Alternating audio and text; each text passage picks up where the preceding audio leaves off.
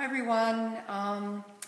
Tonight I have with me Craig Campbell, and I know I spoke in my teaser about Craig's life and where it's taken him and what's happened very briefly. And I know that a lot of you will understand if we do go over time tonight, because it is quite an incredible story and very heart-wrenching. I know I haven't been able to sleep after speaking to you last night, and I don't know how your world is just living in it, because let's just start from the beginning and look at, you were with your mum as a young baby, 10-month-old, were you? Or? I was with her till I was 10 months old, yeah. Yeah, to be 10-month-old. Now, she fell ill? No, she wasn't ill. She's just had a bad experience in life and was basically a street kid. And had me, and she was about 16 and couldn't look after me by herself, so she had me with a minister and his wife. And yeah, I was basically set there. She had as much access to me as she wanted. Basically the idea was that she was we were going to get put back together when she was back on her feet. And then, yeah, when I was 10 months old, docs came in and went, no, not happening. So docs put you into the system at 10 months old? Yep. And you were placed in foster care? Yep. With a family? Yep, Crombies, yep. Right, and okay, and I know where this heartache all starts is with this family. So from there, what actually happened? Do you want to tell us in your words, instead of me asking the questions? I mean, then you're going to feel fine about releasing the right information that's good for you at this time, instead of me, you know, maybe looking at something so sensitive. No, so I don't mind. I'll just have to start from the beginning and just bear with it so that it jumps around a little bit. You have to follow the storyline, because it does jump around a little bit from time to time. So yeah, I'll just start from the beginning. Okay, that's probably a really good place to start. Yeah. And it's in your words this way. Yeah. And like I said, everyone, tonight don't be surprised if we do go over time. And like Craig and I were just talking, it will be a 4-part series. So we're going to have Craig tonight, then we'll interview his mum, then we'll interview a foster family, a foster parenting family, and then we're all going to come together and talk about the whole situation together. So, all right, in your words, what happened? So tell us about, you know, the abuse and how that all happened. Well, yeah, so my mum was 16. My biological father was 21. My mum had a very traumatic upbringing. She was basically a street kid. Had me, again, as I said, when she was 16, she couldn't look after me by herself. So she was, I don't know how it happened, but she got involved with the Hamiltons, which is the family we were talking about. And yeah, basically I was with them. She placed me with them. She had as much access to me as she wanted. She basically, the whole idea was that, you know, when she was back on her feet, that I'd be put back with her and happy days, you know, move on and do whatever. Be a family again. Be a family, yeah. But for some reason, when I was 10 months old, docs came into it. I don't know the reason why. From what I've been able to gather from the file that my mum had, that I had access to a few years ago before I threw it out. I threw it out for cathartic reasons. Yeah, basically, from what I could gather, docs, my mum was in a psychiatric facility for what we now know as postnatal depression. And they managed to convince her or coerce her into signing papers to have me placed into foster care. They took that to the family court. The family court approved it. And then I was placed with Cheryl and Ian Crombie, who at that time lived in Wiseman's Ferry. Now, this is where we have to jump around a bit. prior to me being placed with Cheryl and Ian, there was a boy called Wayne Malone. When he went to them, he was a healthy 1-year-old baby, bouncy, happy, normal 1-year-old baby. He died of cerebral hypoxia when he was 2. Allegedly, it was in the back of, I have to be allegedly because that's a legal thing here. It was in the back of the family car, in the car park of a hospital. Basically, cerebral hypoxia is starvation of oxygen to the brain. So take that as you will, whether he was smothered or whatever. But when they did the autopsy, he was found to have basically stopped growing and was posthumously diagnosed with psychosocial dwarfism, which is severe lack of maternal care, neglect, all sorts of things. So back then in the 80s, there wasn't a child death custody board for docs. Everything was handled by the local magistrate in a local hearing. And Cheryl was a very, very manipulative, sociopathic kind of person who was very good at convincing people of things that she wanted them to be convinced of. Quite often I'd be taken to... So Wayne when he died,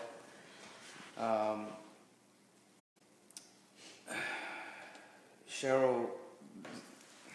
Back in the 80s, it was very much perception. If you were an active member of a church, you could do no wrong. And Cheryl Crombie back then had received Foster Mother of the Year award. Back then it was quantity over quality, not like these days where it's more quality over quantity. She'd fostered, 200 or so. What is the figure I've been told? Foster kids in the time, and therefore would receive Foster Mother of the Year award. So that's how I ended up with it. So have any of these children that she's fostered, any of these couple of hundred children that she's fostered, been in a similar situation as you? Don't know. Okay. Don't know. So hopefully there's someone out there listening and, they might come forth. Yeah. So the death that was with Wayne was handled by the local magistrate. Cheryl trotted out a paediatrician that was a member of the church, the doctor, good friends, all this sort of stuff, and basically convinced the magistrate that it was an accidental death. And the magistrate ruled it as an accidental death, and that's how I was allowed. That's basically how she was allowed to continue to foster. And you were the next I was child the very next to be person. fostered? I was the very next child. At 10 months old? At 10 months old. And that shouldn't have even been the case. As I said, everything was working fine with the Hamiltons. Docs literally came in and said, no, we're going to break all contact with you, blah, blah, blah, away you go. About a little while later, my foster brother Shane came on the scene. By that stage, the abuse pattern had been established with me. I was the scapegoat. He didn't cop... At an early age like that, at 10 months old, it started? Yep. The abuse. Now, was that with the foster mum? Yep. My most earlier memories aren't until I'm about, I'd say 18 months old, when we were at Boat Harbour.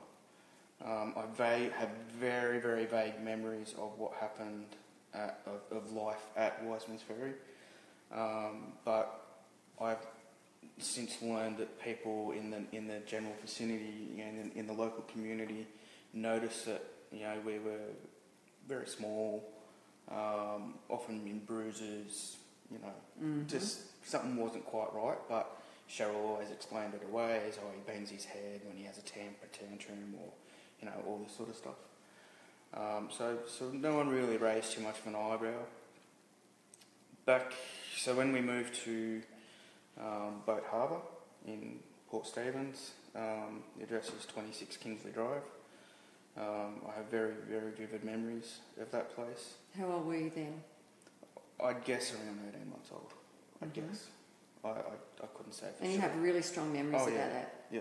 At 18 months old, wow. And the thing that annoys me is that my foster father, who I'll talk about later, Peter, he still to this day tells me that I'm imagining things.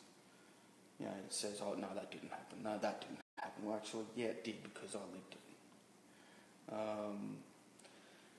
So to give you sort of an idea of the house layout, it was a 2-storey house on a steep sloping block. You go up the driveway, through the door, and it's been modified since then. I've had a look at it a couple of years ago, and the stairs on the other side, and you know, a few things. But you go through the door, sort of over to your right is a sort of a laundry with a door. Then there's a bedroom and a sort of a downstairs rumpus room. And you go up the stairs, around the platform, and you need to remember this bit because it comes in later. Go up the stairs, around the platform, up the stairs, and then at the top of those stairs there was 2 stairs going either side of the landing. If you went left, there was a corner bedroom which I shared with Naomi, which was, I'm not sure of a genetic, biological foster child. Then there was, in that, the corner there, then the corner there was the bedroom that Shane and Philip shared. Then down, excuse me, a bit further was a bathroom with a laundry chute that you used to drop your clothes down. Mm-hmm. If you went right at the landing, and I don't know where the master bedroom was, but if you went right at the landing, you'd go that way, and then off to the left was the dining room and the kitchen. If you went to the right, there was sort of a little informal lounge sort of area, and then the formal lounge down a little bit further.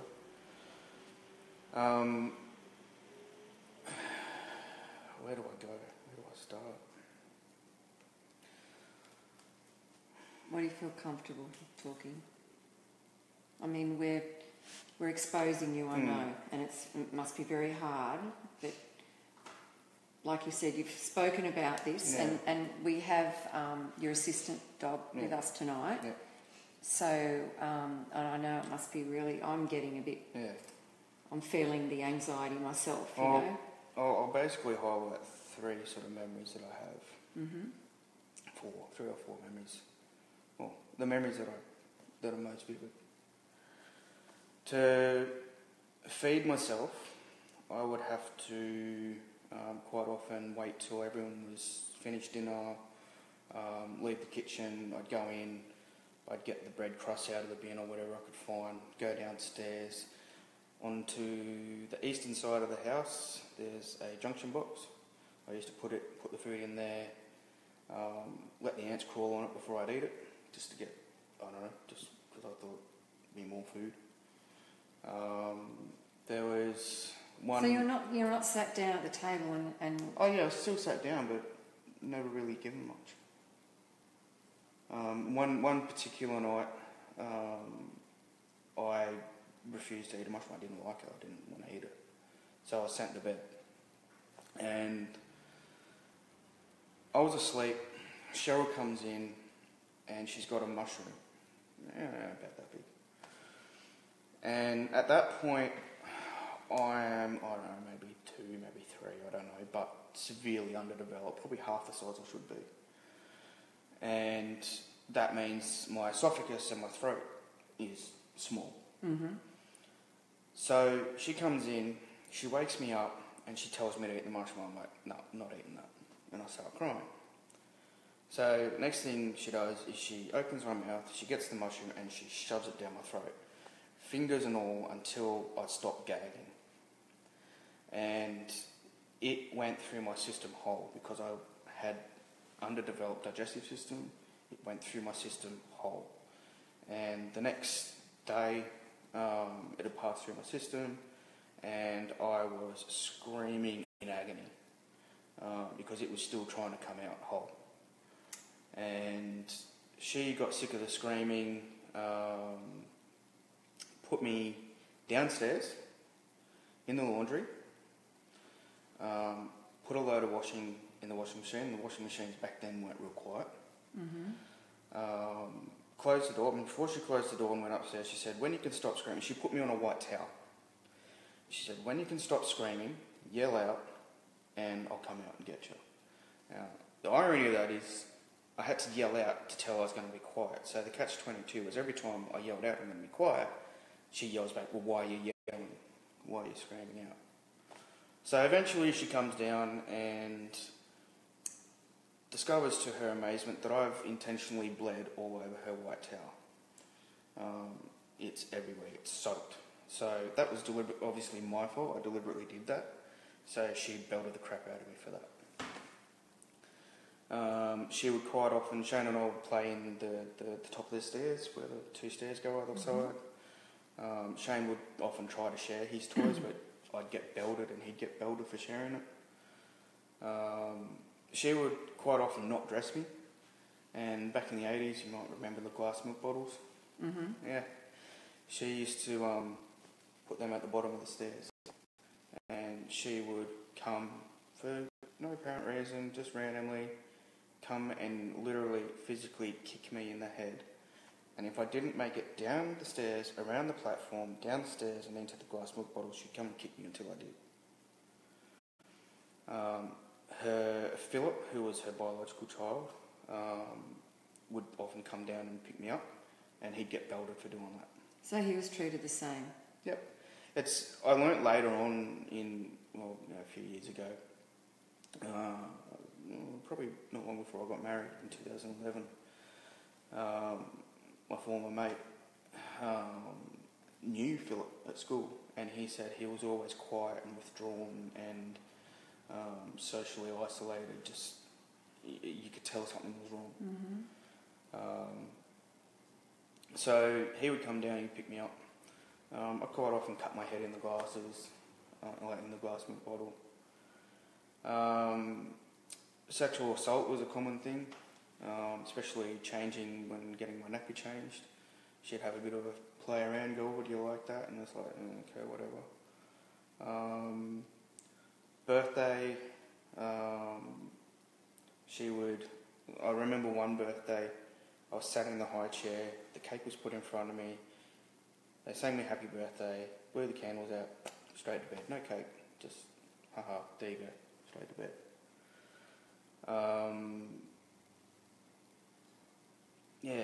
So she dropped me down the laundry chute once, into the laundry basket. Was this a constant, like every day something was happening to you? So every single day? Yeah. And how long were you with her? I was finally removed when I was 4.5 years old. And how did that happen? Well, why did that happen? Did someone say something, or...? Basically, my mother had kept in contact with Cheryl and me and had access visits with me, and she would take me to the doctor and show the bruises and the damage and how small I was and my change in personality that she'd noticed and all sorts of stuff. But docs always treated her as an irritant.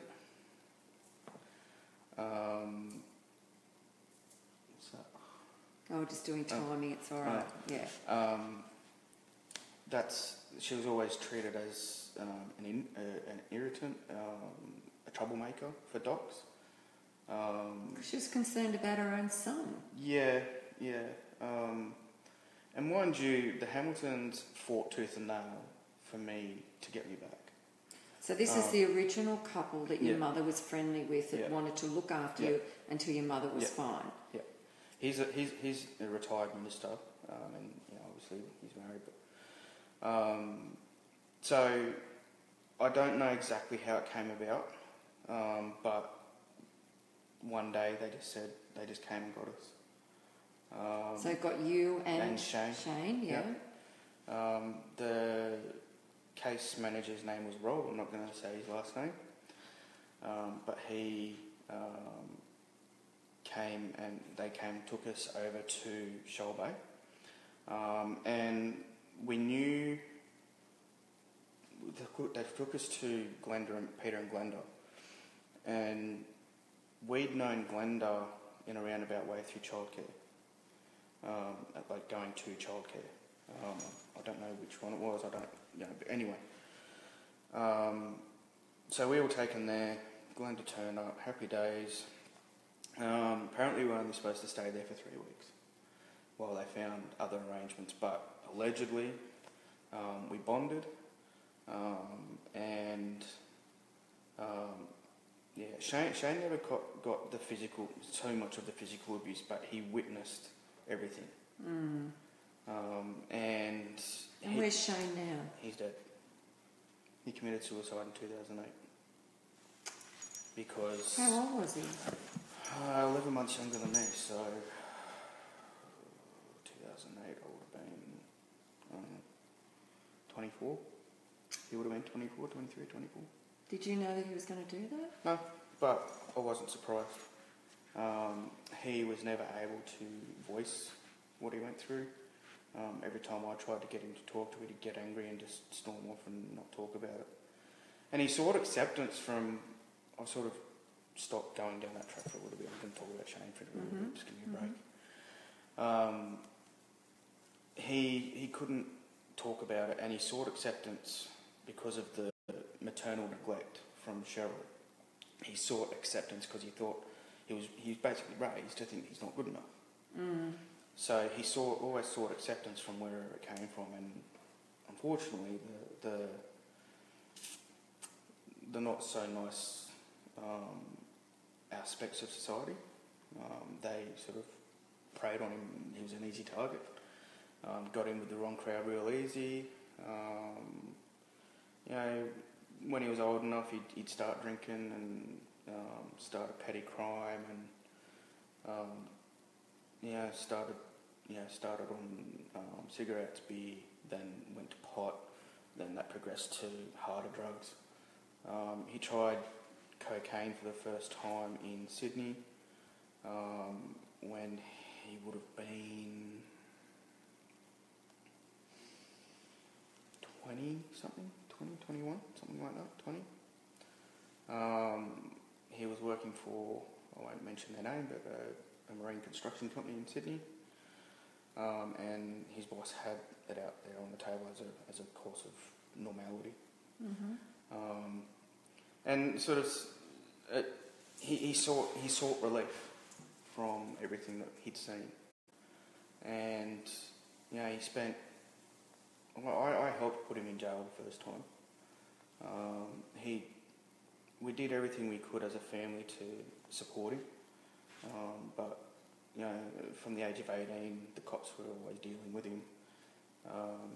And yeah, when he got to, I don't know, 20, 21, something like that, I don't know. Yeah, because he's in and out of jail for like 3 or 4 years of his life. 3 years. Basically, it got to the point where I was staying with a former friend of mine.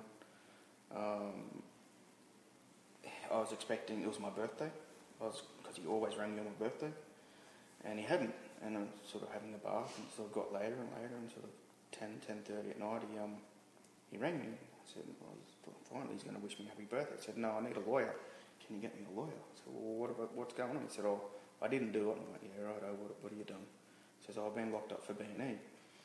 And so I got jack of it at that point, and so I rang, because Peter had always bailed him out. You know, used his good standing in the community as a teacher to get Shane released into his care all the time. So is this the foster father? Yeah, the foster father.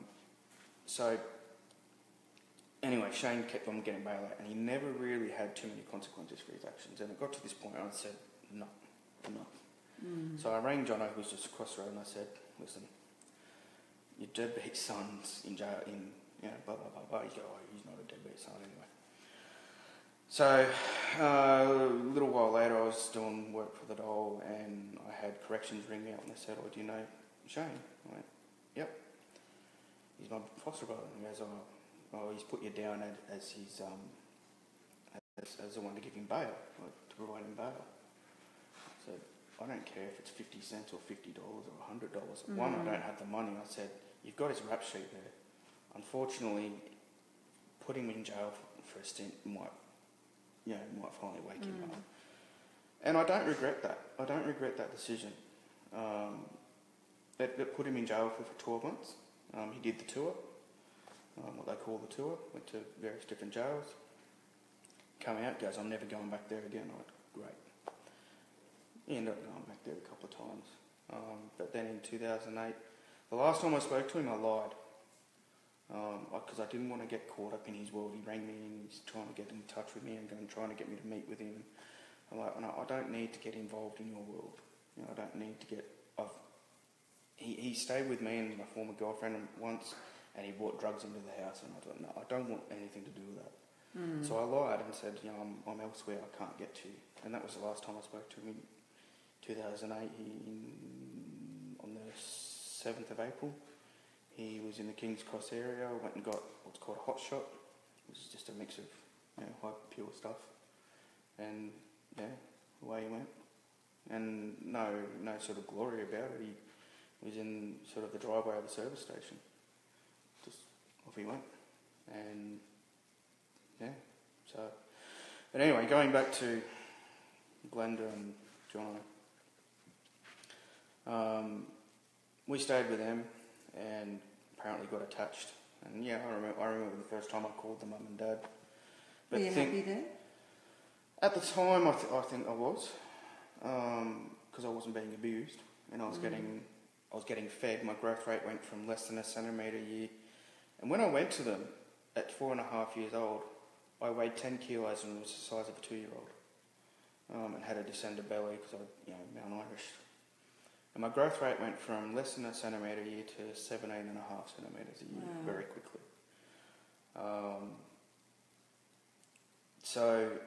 But things started to get really tense in the household.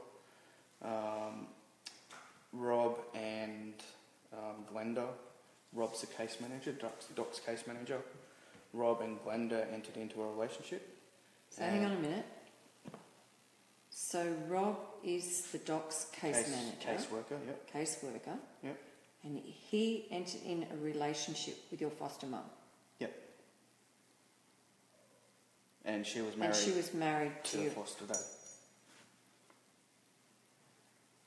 So they ended up. Wow. So you can see in the very first Christmas that we had with them, they videotaped it. And were you aware of that relationship? Not at the time. We were just told. We basically just got accustomed to calling him Uncle Bob. And he was your caseworker. Yeah. Did they end up together? Yep, they're married. They have 3 daughters. That's just crazy. So things you can actually see in the first Christmas video that things were starting to get tense. And Peter was very good at putting on a face and a front, and he's always been good with that. His sole preoccupation with life is how people perceive him. So the abuse, whilst the physical abuse stopped with Cheryl, the psychological stuff kept going. Not that he did anything abusive, but it was the way in which he controlled us and manipulated things. When Glenda eventually left the house and moved in with Rob, it was still in the 80s, and back then it was unheard of for a male who was single to foster kids, to be allowed to foster kids. It just didn't happen, let alone be allowed to retain 2. So you have to wonder what sort of arrangements were in place, considering that Rob never got into trouble. The buck stopped with his immediate boss. It never went up the chain.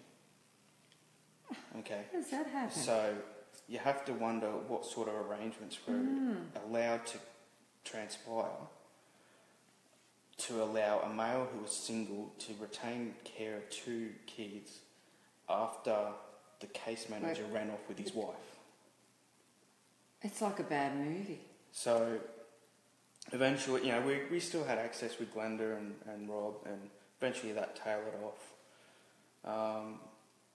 So were you left in care with... Yeah, I was left in care with Jono. Yep. Yeah. And how long were you there for? I left home when I was 19. But those I went to him when I was 4.5, so 15 and a half years. 14 and a half years, whatever it was. A lot of people say, oh, but you were so happy and healthy and, Peter loved you and all this sort of stuff. Well, it wasn't always happy sailing. It wasn't all roses. He doesn't know that the sexual abuse, I was sexually abused again while I was in his care. By whom? We were living in Donald Street in the flats. We'd just moved there because the marriage had broken down and whatever, and we moved into there because that's all we could get, I guess. But there was the caretaker, the unit, the groundsman had his grandson there, Nick, and I've very rarely told many people this story, so this is going out national. This is going out to everyone now. So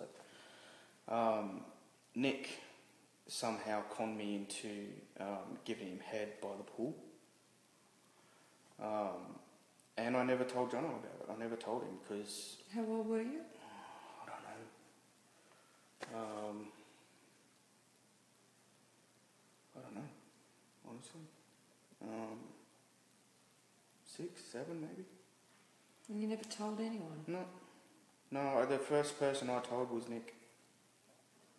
My psychiatrist, he was the first person I ever told.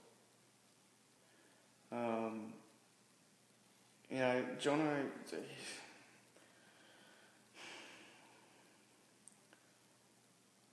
Jono's a very peculiar individual. I can say that from the relationships he had whilst we were with him, they always failed. And they always failed for the same reasons. He would try to control the girlfriend too much. Just very dominating, very domineering, very controlling, very sociopathic. And yeah, that even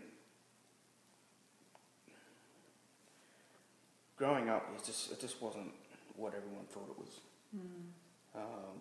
Everything he did for us, he'd boast about, I sailed up and down the coast of Queensland when I was in year 6. When I was in high school, he got me to learn to play the trumpet, and that's another issue. Every experience he ever gave us, he would rub that in our faces and say, your mum wouldn't be able to do this. Your mum wouldn't be able to do that. She wouldn't be able to afford to do this. How lucky are you? And I grew up thinking that my mum was a piece of shit because that he was better because he could afford all those things, when all it was just elitist bullshit. Perception. Perception is everything. My thoughts are starting to wander. So from there, you left him when you were, how old did you say? 19. So what made you decide, what happened that you said, right, I've got to get out of here now? What made you think about that? Did you just say, right, We were always fighting. And he actually sexually assaulted me in my teens. We were having an argument one night, and as always, we always lost track of what started it and what the argument was about. And then something was said, and I said, then I remembered, right, now we're getting down to the balls of it. So he walked down the hallway and literally grabbed me by the balls. I punched him. Why would you do that? Why would you do that? I've since sort of come to realise that, when he asked me if I wanted to learn an instrument, he gave me a choice, and I was always basically conditioned to try and please him and do everything I could to please him. And if he suggested I do something, it's because he wants you to. He wants me to. And being dutiful, I did. So that started with the trumpet. He gave me a choice. He said, do you want to learn an instrument? And he gave me And I went, yeah, you know, being a puppy, being a dutiful puppy. And he said, well, what do you want to play? Do you want to play saxophone, trombone or trumpet? And I went, oh, trumpet. And then started probably, that was in year 7 or 8. And that started probably 4, 5, 6 years of basically being his jester, his court jester. He would make me practice 3 hours a night every night, and then expect me to do my homework on top of that. And if I didn't have any homework, he would give me homework to do. He was a maths teacher.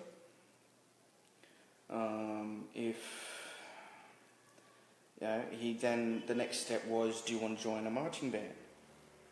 And I went, bobblehead, yes, Dad. So, joined the marching band, marching choirs. So you called him Dad? Yeah. So, did that. Progressed through the trumpet exams, got up to like level, sixth grade. And, you know, like, I'll give you an example of the mindset of the guy. Millennial New Year's Eve, we sailed down to Sydney on the boat. And the cousins and all that would come on board, as they usually did. And Shane had free reign of the boat. He could go wherever, do whatever, socialise, whatever. Me, I had to go down into the back cabin. The cockpit was in the middle of the boat, so it was sort of an aft cabin. And he would say, go down and play, go down and practice. I don't want to. Go down and practice. I don't want to. Okay, we'll stay down there. Stay down below until you go and do your trumpet practice. And then he would trot me out. He would, like, I'd have a break and I'd go upstairs. And he goes, oh, go down and get your trumpet and come up and play us a tune. Play your trumpet for everyone. I don't want to. Okay, we'll stay downstairs. Stay down in the cabin. And all the other kids are having fun. Yeah, all having fun. You know, so the only way I could get out of the cabin was play the trumpet. Be his little court jester. You know, and you know, learning Japanese. I did Japanese up until year 9. Year 9. And then it was time to choose my electives for my HSC. And I wasn't allowed to do anything less than 12 units. I wasn't allowed to do anything less than 12 units because that's the only way you get into university and whatever. So he said, oh, why don't you learn Japanese? Because, you know, you can get a job as a translator and stuff like that. And I went, yes, Dad. Hated Japanese. You ask my Japanese teacher, I slept through every single class from year 10 to the end of year 12. And when the school did the Japanese exchange program, like they bring the Japanese kids over for a week, he couldn't wait to get a kid into our house. And we took him sailing, and Jono was there, and he was literally dragging me out, go and get your Japanese book, and asking this, asking that. I'm like, I don't know how to. And every time I'd say something, he would try and copy it, and he'd be proud as a peacock. I had no use for Japanese. And so with the music and the language, I learned later on. When did you get time to be a kid?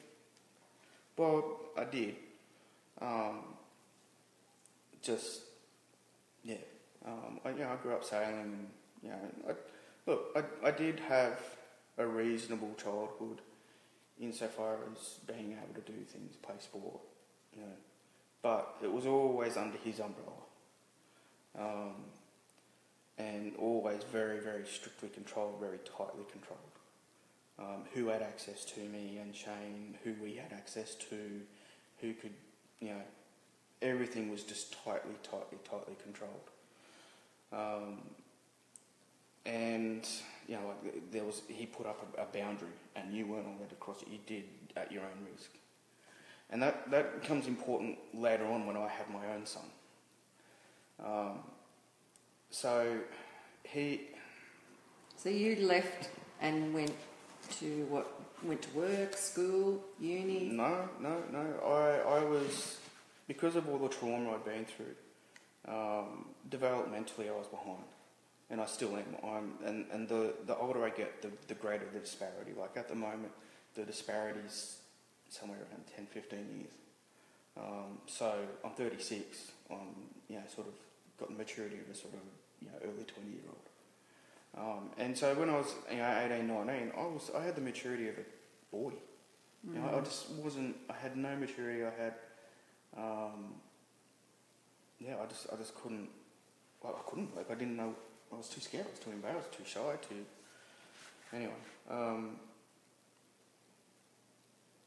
So when I left, I just left, and I was working at the time, but and the interesting thing was that he would willingly go and pick Shane up from work. Tom, another day, no problem. I went to work. If it started raining at work, like when I finished at 2 or 3 o'clock in the morning, he would still make me, come home on my own accord, and I rode my bike to work. He'd make me ride home in the rain. He wouldn't come and get me. But Shane would get the lift. Shane would get the lift. So, it's... How did you meet your wife? That's a story and a half. I know we haven't got all night. Yeah. And I know we've gone way over time, but, like I said, this is such an important situation to me that needs to get out there. I haven't told... For me to sit down and tell absolutely everything, it'd take hours. Literally, it would take hours. I didn't have a good time at high school. I was always bullied and abused and harassed and punched and whatever else.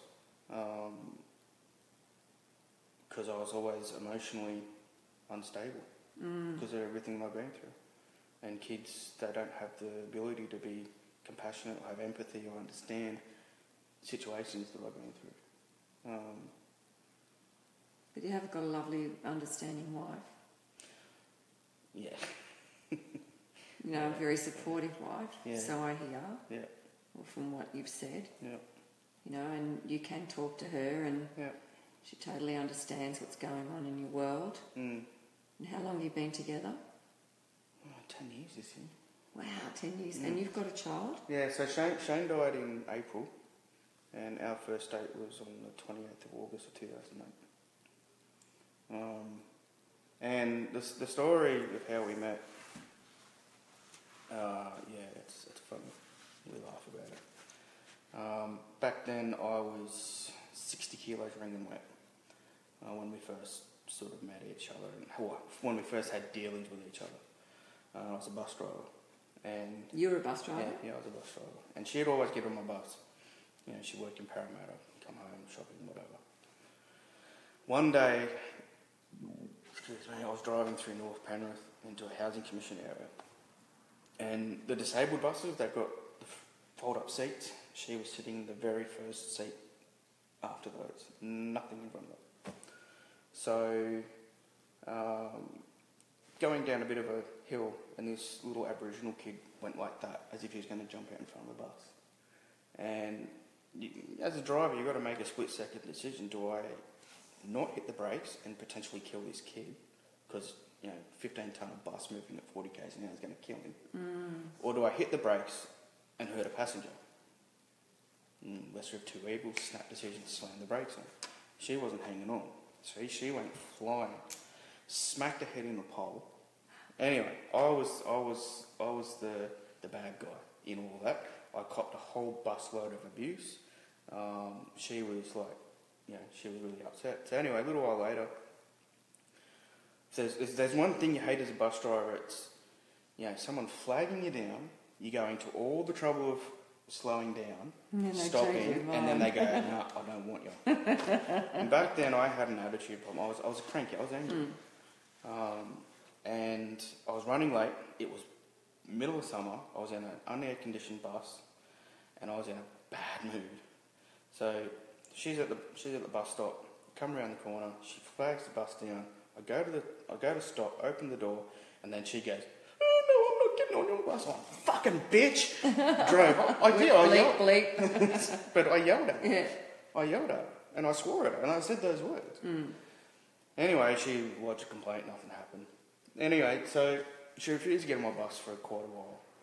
And in between times, my boss at the time had dragged me into the office and said, look, I understand, look, you're a good bloke, you're trying to do the right thing, you're trying to do a good job, but you're just not settling down. I get the feeling that something's happened to you in your life. Do you want to talk about it? He said, if you'd want to talk about it, I'm just here as your friend.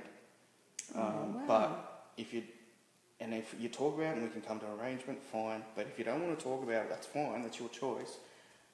But at your current rate, you're not going to last much longer. And look, I was 26 at 27, 28 at the time. 27, something like that. And look, I'd always been given enough psychological treatment to basically, during high school particularly, to be able to survive until I was ready to deal with it. So I sat down with Randall and I told him my story, basically everything I've said here, and more that I'm not going to get time to say. But he said, okay, well, basically, short of killing someone, don't worry about your job. I'll even get the company to just pay for some treatment if you want. But you go and get treatment, don't worry about your job. I said, right, no, that's a fair deal. You look after my job, I'll go and get the treatment also. Wow. So at that time, I was taking up to 20, 30 milligrams of Valium a night to sleep, and Valium sleep isn't sleep. So I went and saw my doctor, and he said, yeah, look, did an assessment. He said, look, you've got depression. I'm like, well, no shit. And he put me on a medication called NDEP. And NDEP has a really nasty side effect. It's a weight gain side effect. And I went from the low dose right up to the maximum dose really quickly because I just needed it. And so I ballooned. I went from 60 kilos ring weight to 104 within 2 or 3 months. Wow. And I grew my hair and I was wearing glasses. And, somewhere along the line, Heather started getting back on the bus. She thought you were someone else. Yeah, she didn't recognise me. She didn't recognise me. And we started chatting and whatever. And she started checking me out and perving on me. And I was doing the same when she was getting off the bus. And, I looked after her when she got on the bus one night, and she went out partying on the Friday night, and she was still smashed on the Sunday, and she went to work and told me all the mess, and she cried, and she fell asleep on the bus anyway, so I got her home. So one thing led to another. We sort of got talking and exchanged numbers, and I took her out for a dinner with a couple of friends, and sort of 3 weeks later she goes, You're that guy. I know who you are. And I went, yeah, of course you know who I am. Like, total poker face.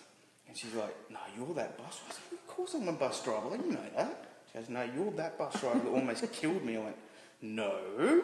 She goes, yes, you are. I said, no. And she goes, if I hadn't fallen for you as hard as I have, you'd be gone. Oh. So the next day I was around there with chocolates and roses. Oh, see, that's the way to go. Yeah, and we've been together ever since. It hasn't been easy. She's had to get used to a lot. My mental health has been a real struggle for the both of us. But we got married in December of 2011, and then we had Harvey in February of 14. And remember I was telling you about that boundary that Peter put up.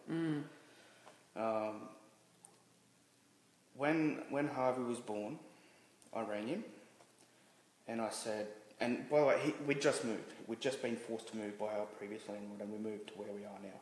And Jono helped us move because at that time we were sort of talking. And he helped us move. And but during that process, his birthday had come and gone, the 1st of February. And I rang him about 15 days later. I rang him on whatever it was, and I wished him a belated happy birthday, but he conveniently chose to forget that when I rang him. And he started carrying on, and I said, Harvey's been born. He goes, oh, congratulations, more to Heather than you. Okay, fair enough, whatever, you're an arsehole. Then he started on about, you know, how I didn't wish him happy birthday, how I didn't thank him in a way that he thought it was appropriate for helping us move.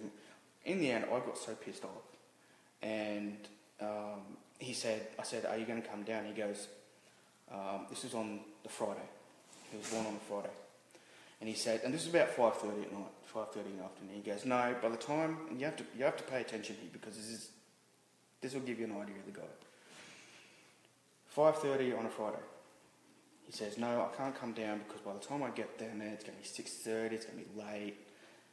No, I'll come down tomorrow." He said, "No." I said, "Okay, well, you come down tomorrow." He goes, "No, I have to go sailing tomorrow. I've got a commitment with this guy. I have to go." I said, "I'm sure Gerard, who's now since passed, and he's a grandparent, I said, I'm sure Gerard won't mind you missing one day to come and see your grandson." He said, no, I have to go sailing." So I'm like, "Fuck you." And I said to him, and I went back and I told Heather, and we discussed it, and we said, "Look, we don't want him here." So I texted him and I said, "Do not come here. We do not want you here. You've pissed us off. You've upset us. I don't want that around my wife and our newborn son. Do not come." Right? So remember on the Friday, 5:30 was too late for him to come down because he'd get here at 6:30. He couldn't come in Saturday morning because he had to go sailing until the afternoon.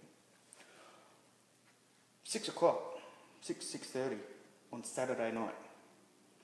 Turns up. I'm driving out of the hospital. He's walking down the path. I flipped. I did a U-turn, came back, and I got him. I stood in his way. I said, "You are not welcome. Go home. Do not." He said, "I'm just coming to see her." I said, "No, you're not." He said, "Yes, I am." And he literally tried to walk through me like I was nothing.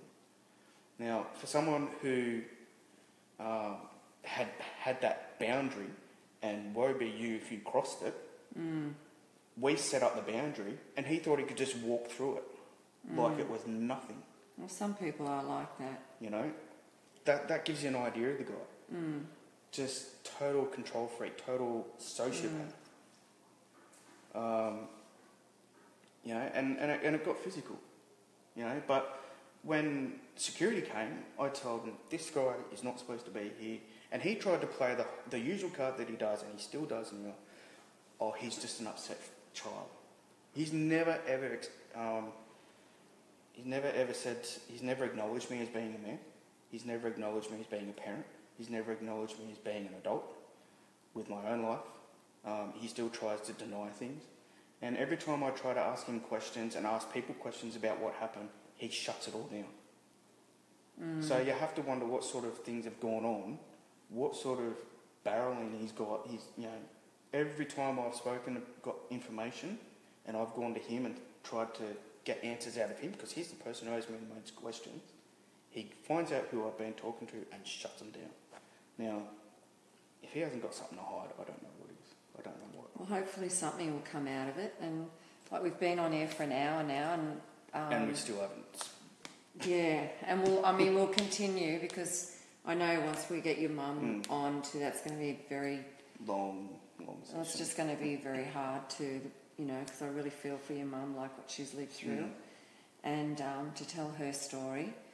And, there may be other children out there, or I'm not children, there may be other adults out there that have been in the care of that particular... Now, what are their names again? Just say their names. Cheryl and Ian Crombie. Yeah, well, I mean, if ever you've been... And I can say their name because it was in the paper. Yeah. So it's public record. So, if you've ever been in their care and you've never spoken about it, but something has happened to you, you go and tell someone, make it known to someone. Like, people like this need to be exposed. So, okay.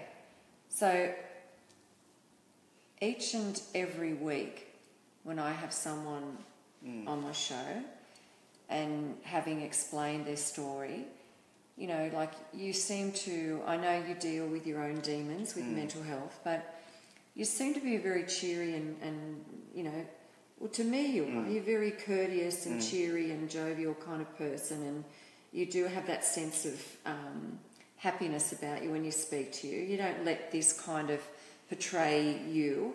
So I ask... Being portrayed and having it define my life are completely different. This stuff has defined my life, and it still continues to define my life. And I wish it wasn't like that. I really wish it wasn't like that. Yeah, sorry. That's right, you don't have to say so.